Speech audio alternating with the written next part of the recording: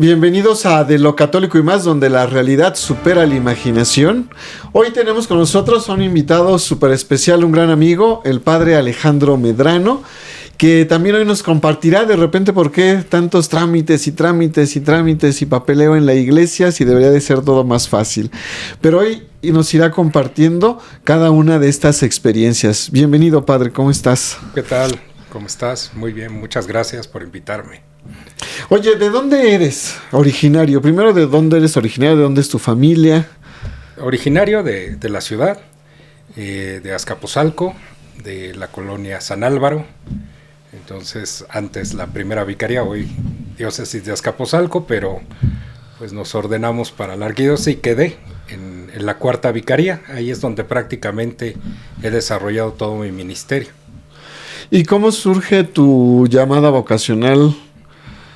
¿Cómo es que empieza esta inquietud por querer ser sacerdote?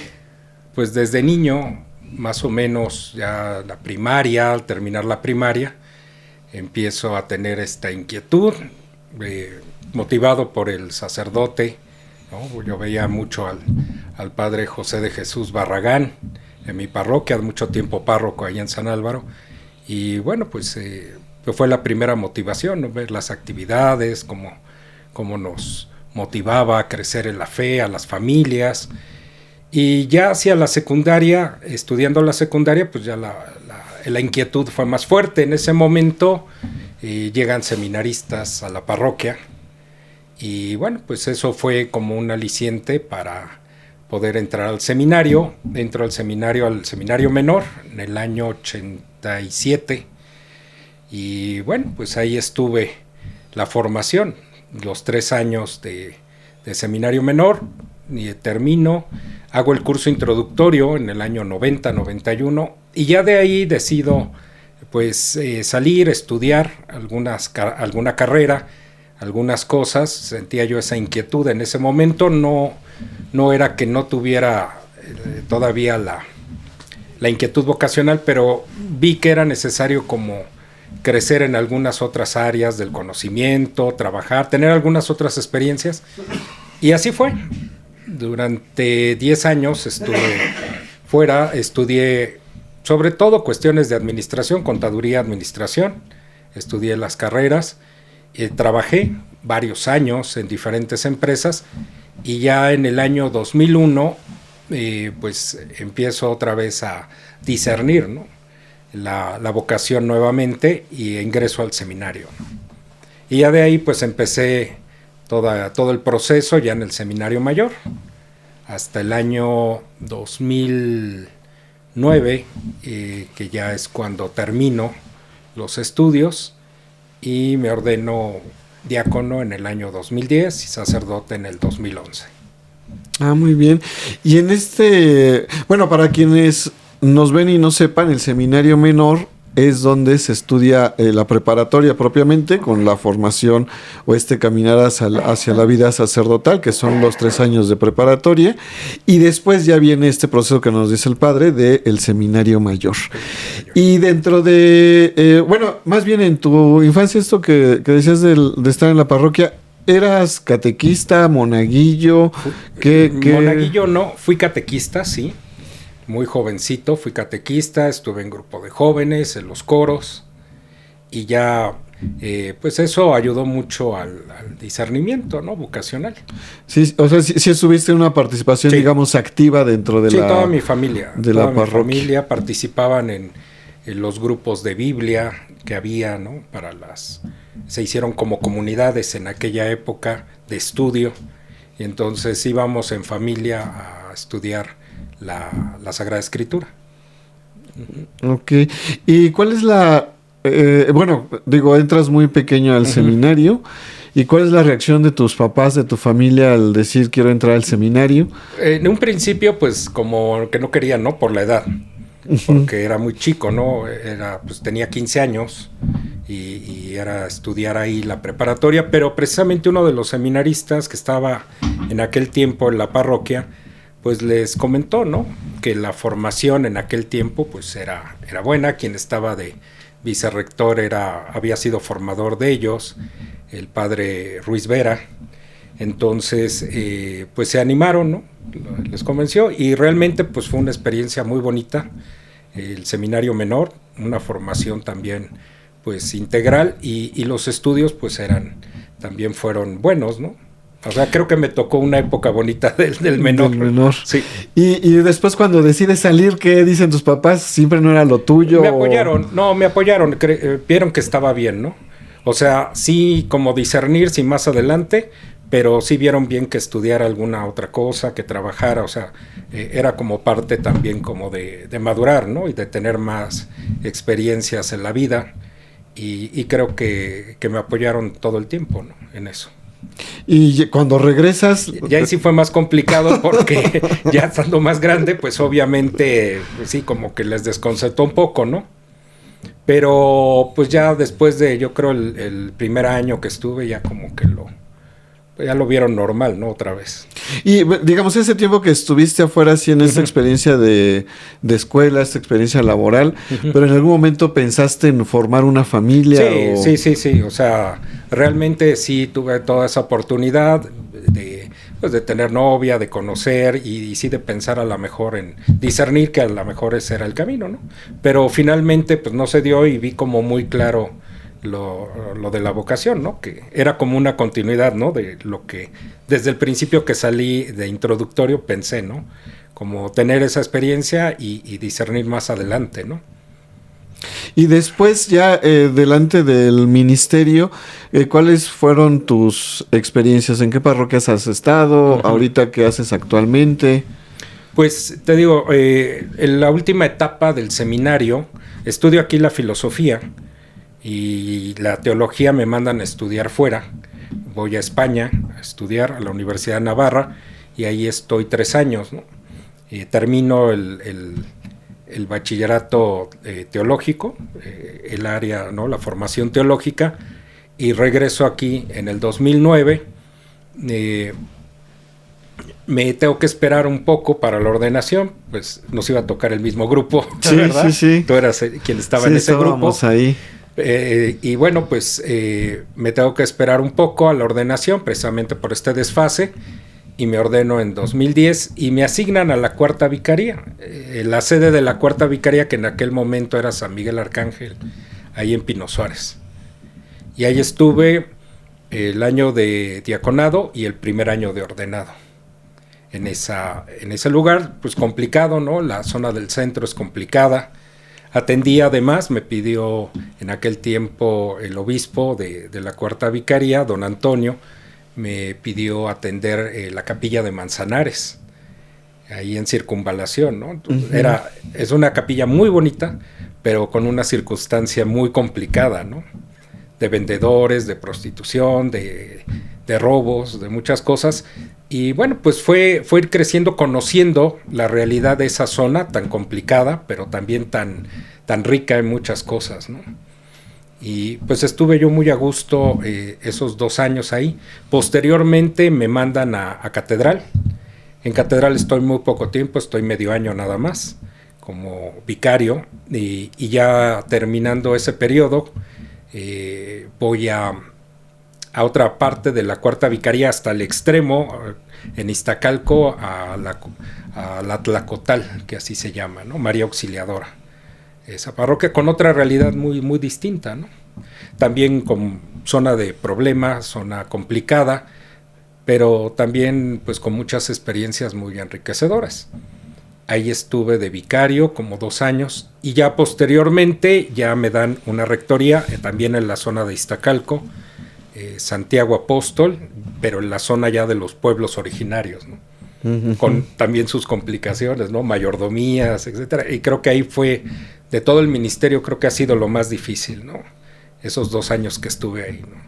Por esa situación, ¿no? De las mayordomías, de las tradiciones, a veces muy difícil la pastoral, por eso mismo, ¿no? Es complicado trabajar en esa zona, pero bueno, también yo creo que la riqueza, al menos para mí, fue las experiencias que tuve, ¿no?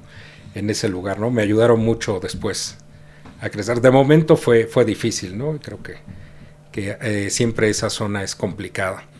Posteriormente me mandan al otro extremo de la vicaría, que colinda con Azcapotzalco, precisamente enfrente de la Raza, el Cristo de la Agonía, enfrente del Hospital de la Raza.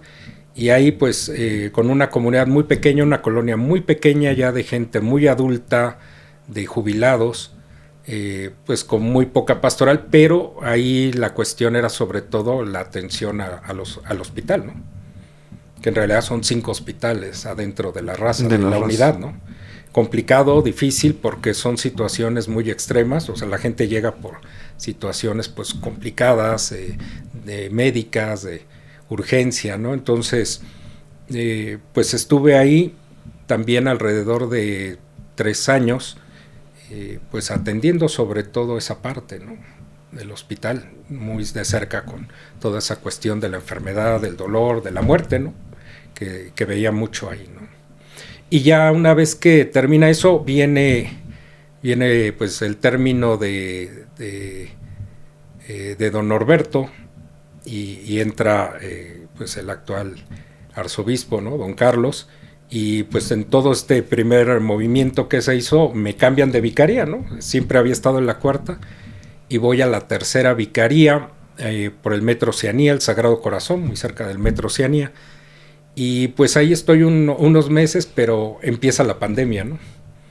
Llego a finales del 19 y a principios del 20 empieza la pandemia y ahí fue muy complicado, ¿no? Porque estaba cerrado el templo, ¿no? Literalmente se cerró. Yo llegué y bueno, pues fue difícil llegar ahí, la comunidad no estaba como muy receptiva. Me di cuenta que me iba a costar como un año que me conocieran y que pudiera trabajar, pero viene la pandemia de golpe, ¿no? Y se convierte en una zona, un punto rojo, ¿no? Ese lugar, ¿no? De más contagios. Yo cierro y estoy un año ahí, ¿no? Esperando que termine. Yo creo que todos pensábamos que esto iba a durar unas semanas, un mes, 2, y pues pasa un año y hablo con Monseñor Salvador y le comento, ¿no? Y le digo, oiga, yo creo que pues no tengo el apoyo de las personas como para, si hubiera estado yo aquí desde antes, no sé.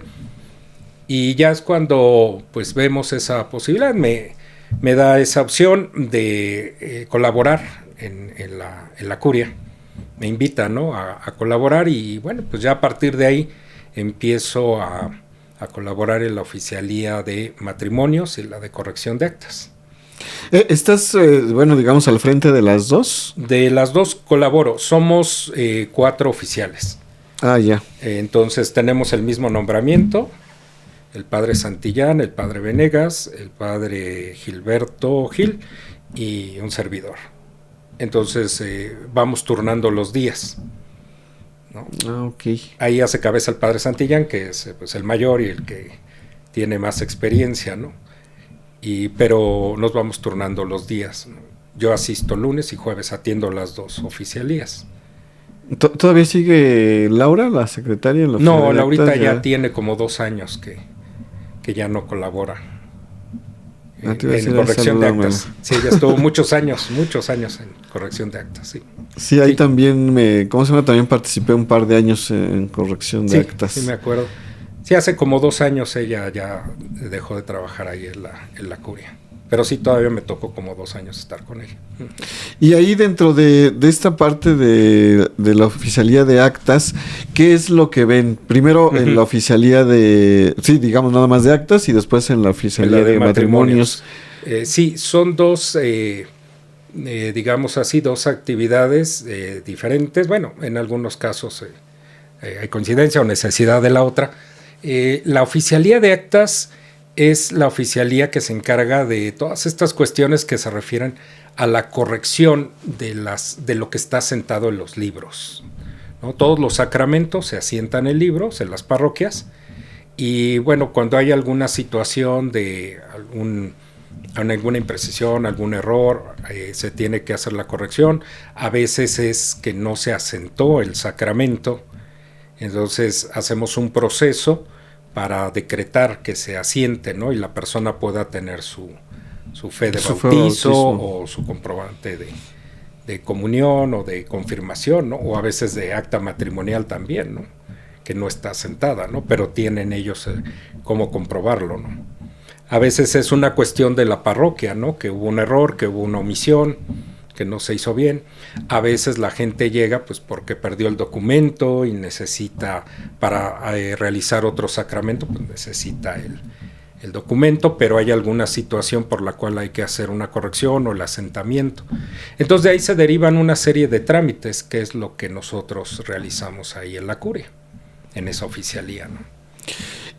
Y dentro de dentro de estos trámites, por ejemplo, cuando se hace un bautizo, lo hace un sacerdote, digamos lo legal, pues un sacerdote válido, sí. Pero el bautismo lo hace en un salón de fiestas, sí. ¿No? O en un jardín, digamos, y el sacerdote al final no sabe si lo asentó en la parroquia, si no, y la gente después de años busca esta acta de bautismo. ¿Eso cómo se puede resolver? No solo es el caso, ¿no?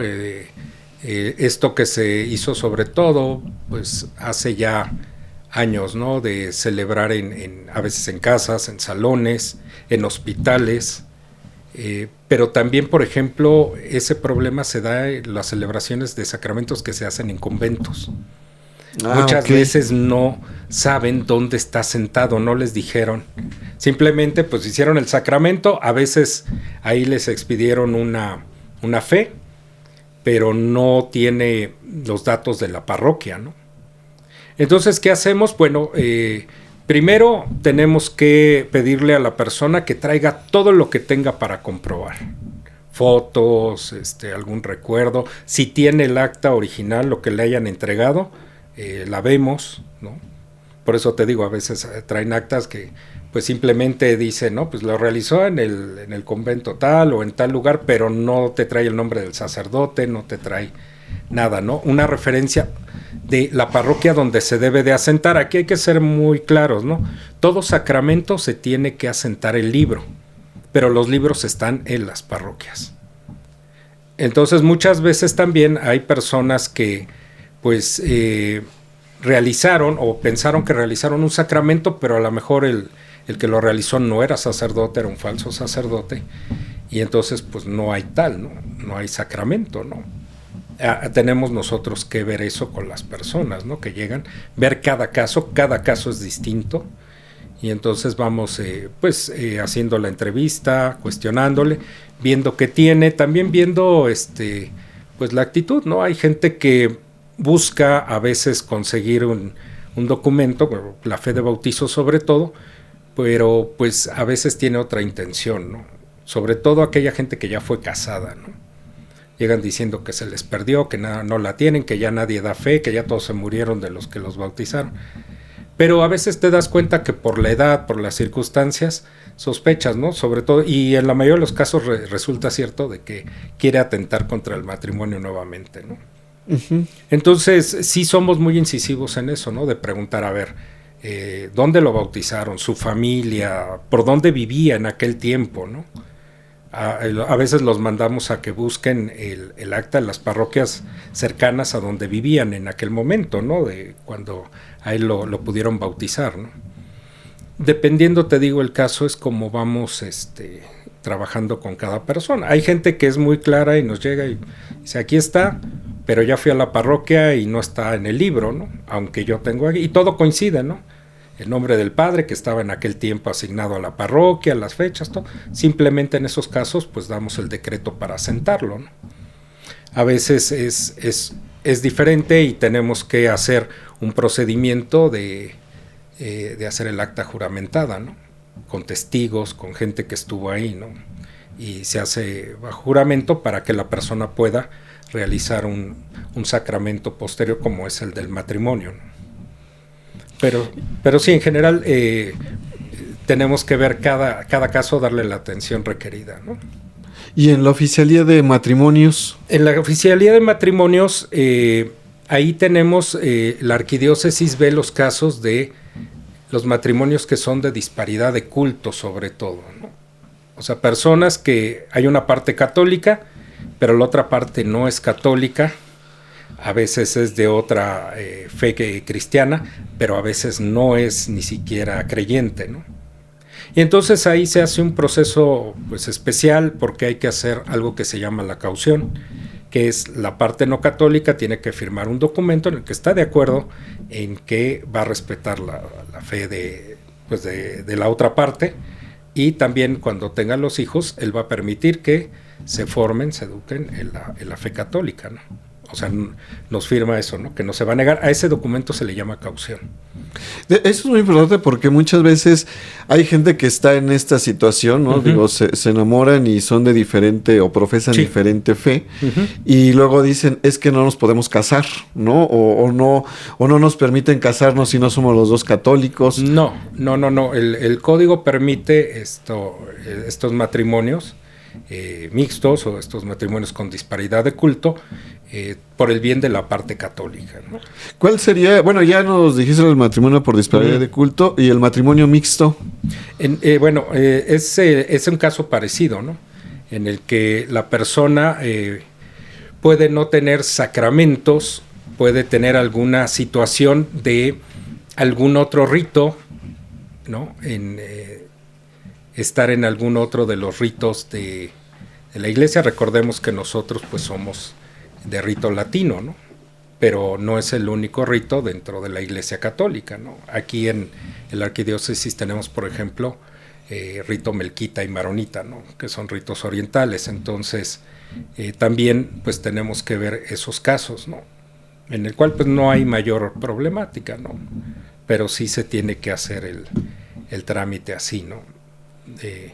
Diferenciado, y sobre todo es la primera parte, ¿no? Esa disparidad es lo que más hay, ¿no? Lo que más resulta ahí en la oficialía. Y sí, luego también ante este mundo que vamos viviendo, que hay ya muchos que dicen, no, yo no tengo religión, ¿no? Y sí, esa parte, ¿no? De los agnósticos o de los que se declaran ateos, ¿no? Entonces también ahí aplica lo que es la caución, hacerle ver a esa parte que pues tiene que respetar, ¿no? La fe de tanto de su esposa como de los hijos que puedan tener, ¿no? Claro que siempre pues esto requiere de parte del sacerdote que acompaña, o del párroco o de quien va a realizar el matrimonio de estas personas, pues ese acompañamiento, ¿no? A la parte católica y también a la parte no católica de pues hacerles ver, ¿no? La importancia de esto. No es simplemente ir a hacer el documento y ya, ¿no? Y luego ya con el tiempo pues resulta que ya no se oponen. Eso lo vemos mucho ya en la corrección de actas, ¿no? De gente que nos comenta eso, ¿no? Que ya la otra parte no quiere que se bauticen los hijos o que tengan los demás sacramentos, ¿no? Entonces también esa parte requiere no solo de lo que nosotros hacemos en las oficialías, que digamos es la tramitación, también es una parte muy importante el acompañamiento de los párrocos, de quien les va a celebrar, de quien les está tramitando en la parroquia a veces, ¿no? A veces después de la tramitación vienen con nosotros, ¿no? Por la complicación.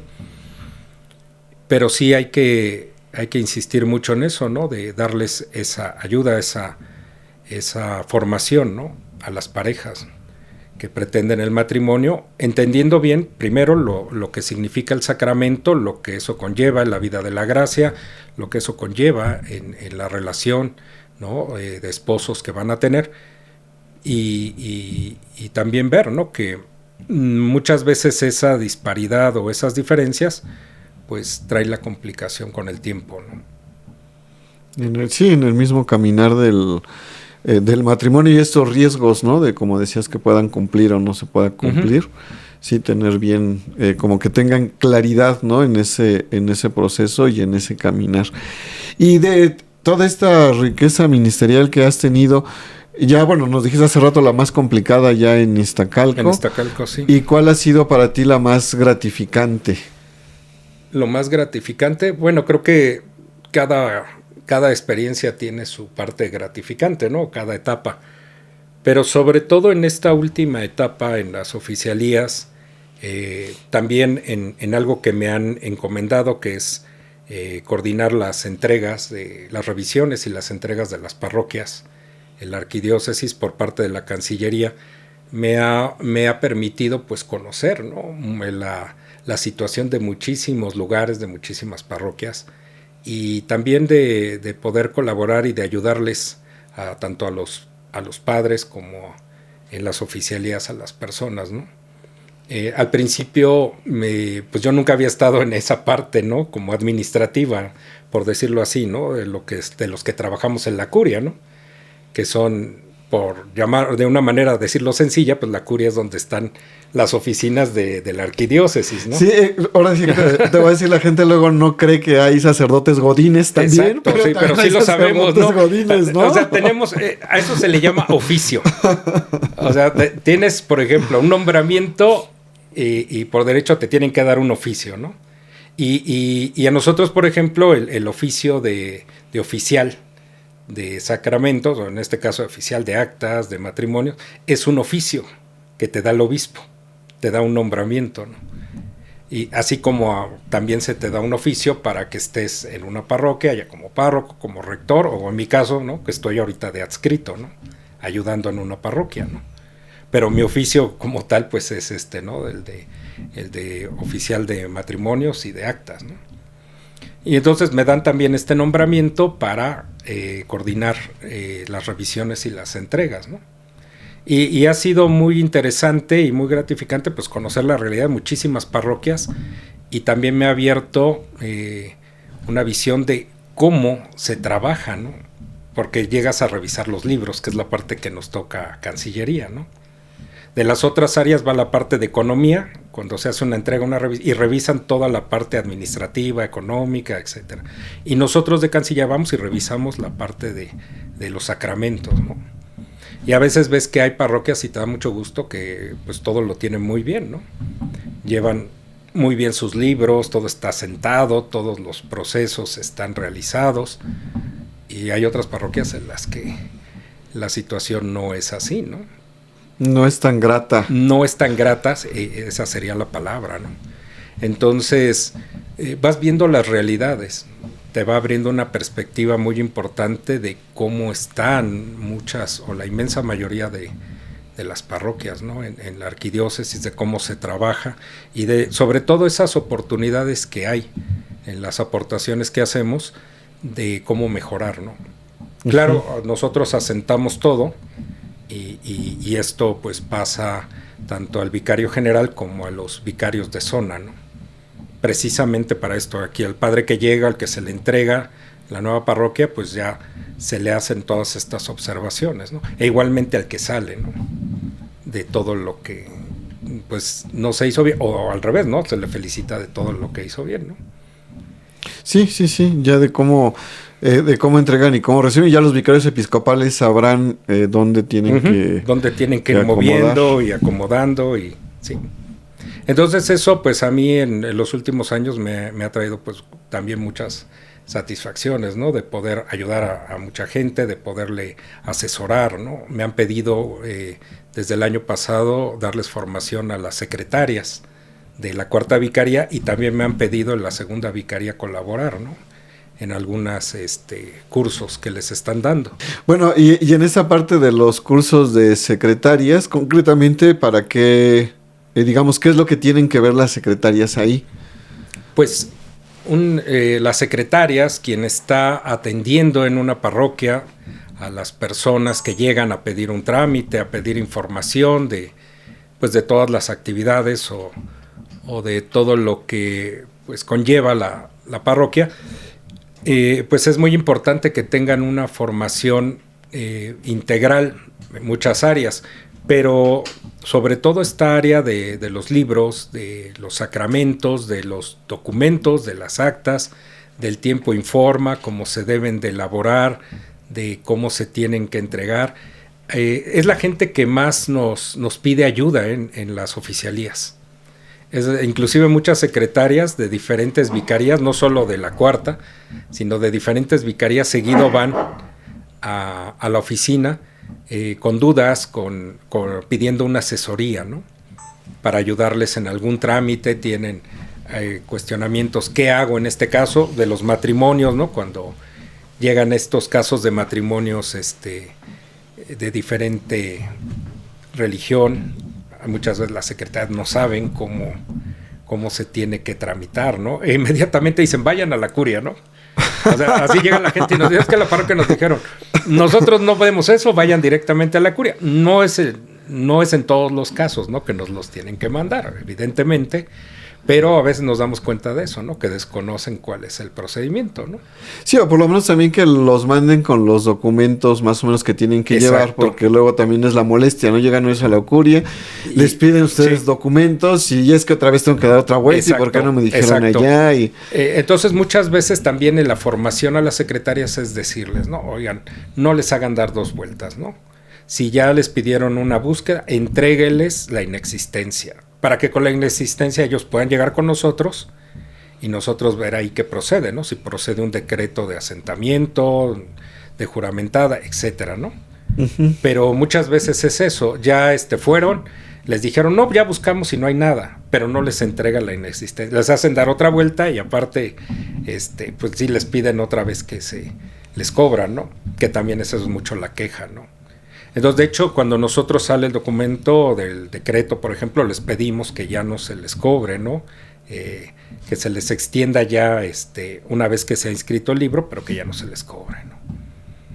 Sí, porque sí, si no, después también se convierte en esta parte, un lado cobra y el otro lado cobra. Sí, eso también, por ejemplo, es una queja, ¿no? Constante de las personas, ¿no?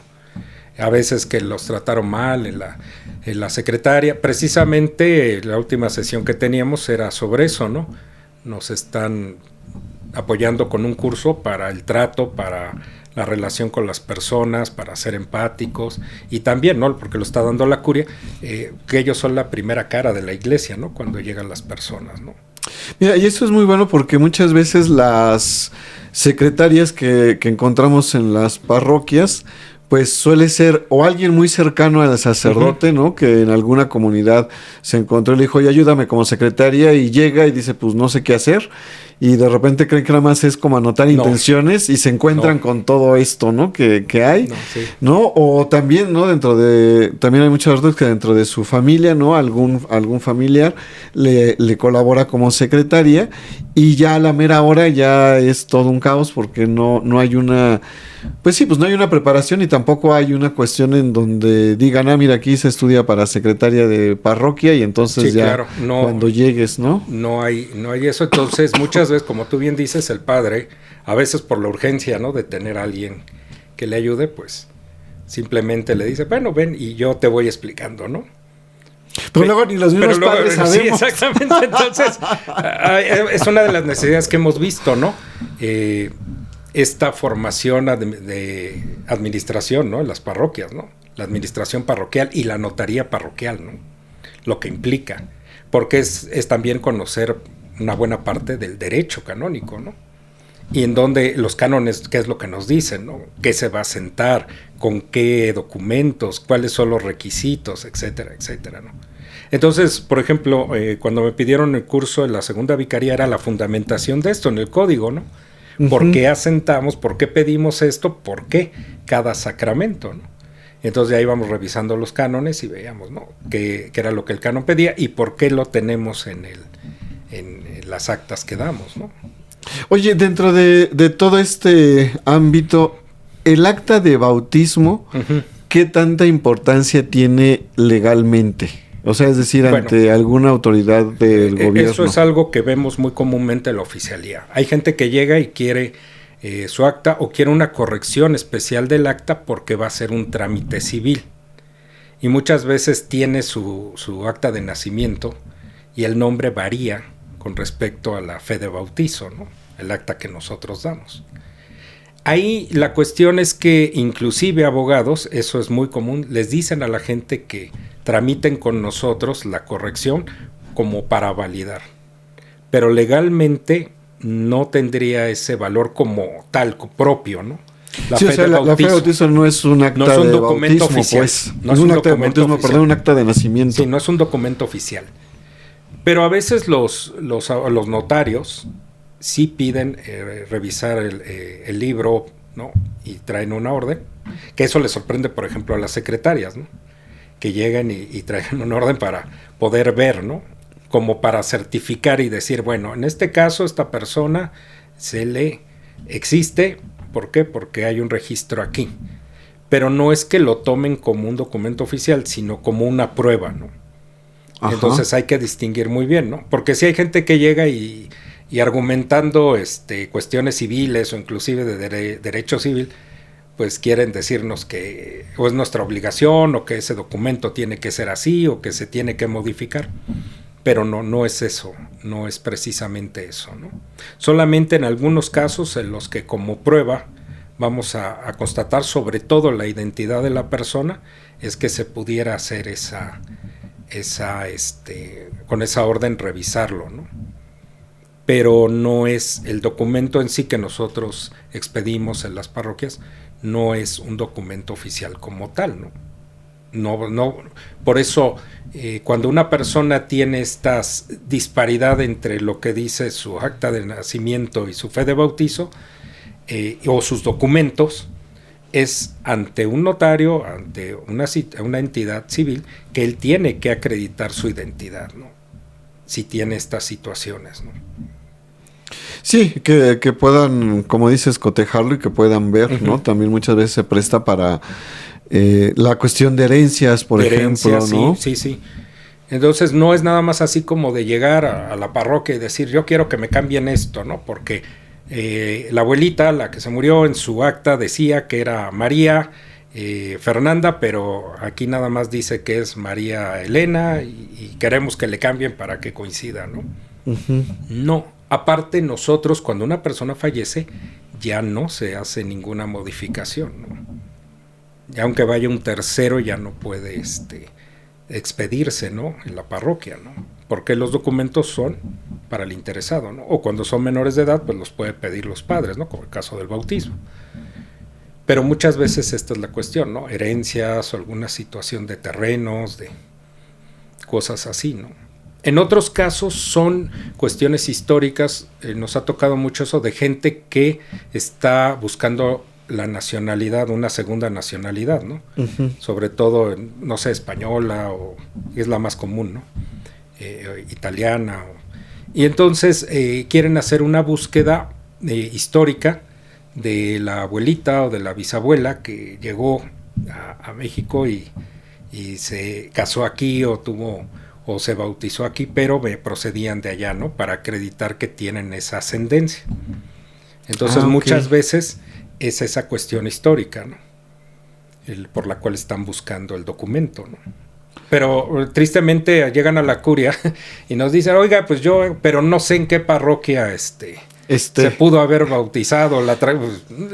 Bueno, esa es otra cuestión también, que mucha gente piensa que en la curia están los archivos de toda la arquidiócesis. No hay archivos. O bueno, deja de toda la arquidiócesis, luego hasta de todo México, ¿no? Piensan que están ahí todos los archivos y ya nada más uno se mete al libro y los encuentra. Esto sucede mucho, nos hablan de otras diócesis, así, preguntándonos, oiga, fulanito de tal tiene este caso, ustedes pueden ver en qué no, pues si no tenemos una idea de en dónde fue, pues es una cantidad impresionante de parroquias, ¿no? O sea, hablamos como de 400 parroquias, ¿no? Entonces, pues, no sabríamos, no hay manera de buscar, no tenemos, como tú dices, un registro, no está digitalizado, ¿no? No tenemos una situación así, ¿no? Las parroquias, no sé de alguna si tenga ya digitalizado, ¿no? Creo que quien tiene un trabajo así es el bautisterio aquí en Basílica. Pero fuera de ellos, pues no se tiene esto, entonces es buscar literal, ¿no? En el libro, acta por acta, ¿no? Muchas veces. Y en algunas diócesis extranjeras, europeas o americanas, también es común, ¿no? De que oiga, fulanito de tal, que nació en México, pero vive aquí, necesita su fe de bautismo para... A ustedes le solicitamos, ¿cómo te ayudo, no? Si no, él no sabe dónde se bautizó, ¿no? ¿Por qué? Porque se tiene esa idea, ¿no? Gente que llega o está hablando, esto sucede mucho por teléfono en el call center que tenemos, y habla de Veracruz, habla de otras entidades, y dice, es que quiero mi fe de bautizo, etcétera, que voy a casar. ¿Y usted de dónde se bautizó? No, pues allá en Guerrero, pues tiene que ir allá, ¿no? Es la curia de cada diócesis la que ve esto, ¿no? En donde usted se bautizó, pues corresponde a una diócesis y esa diócesis tiene una curia. y ahí es donde usted tiene que ver lo que procede, ¿no? Sí, ahí es donde les ayudarán o les dirán qué hacer ante la situación que, como dices tú, como cada caso es diferente, ante la situación que estén viviendo. Exactamente, entonces, sí, muchas veces es eso, la gente piensa que en la curia pues se tiene como el control, la organización de todo y se ordena inclusive a las demás diócesis, y pues no es así, ¿no? Cada diócesis es independiente en su gobierno, ¿no? Padre, pues ya nada más para terminar, ¿qué le recomendarías a toda la gente que anda haciendo trámites? Primero, que se acerquen con su párroco, ¿no?